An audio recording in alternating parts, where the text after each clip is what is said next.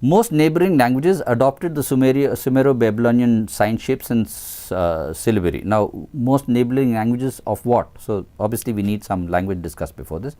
The Babylonians had reduced the number of signs to about 570. Reduce the number of signs, which means you have to tell me about some signs before this.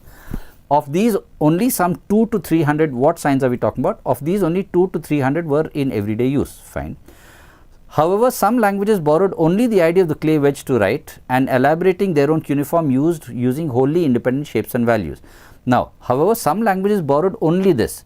Now, we have talked about some languages adopted sign shapes and syllabary, but some adopted only the idea of the clay wedge to write. Fine. So, 1 and 3 are talking about adopted ideas. 2 talks about reduction in number of signs.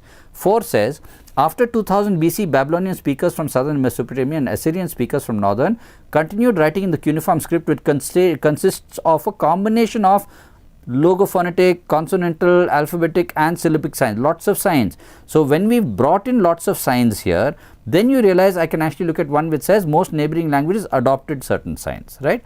Now, but even then, would I go directly to that, or would I say that they reduce the signs? Obviously, reduction of signs has to come first. So, what about 5? The Assyrians reintroduced many archaic signs and even more complexity, thus thwarting simplification.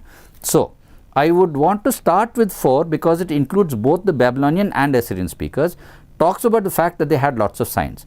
Then it moves on to what the Babylonians did in 2, they reduced the number of signs, but I have got 5 where the Assyrians reduced many old signs. So, that means these two languages went slightly differently, right.